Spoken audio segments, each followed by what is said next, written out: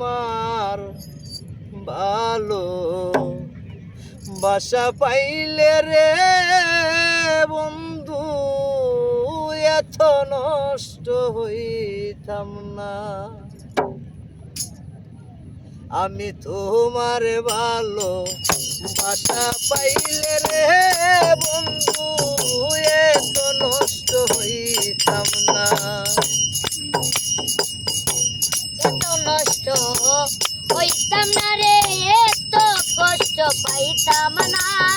তোমার ভালো বাসা পাইলে এত নষ্ট হইতাম না।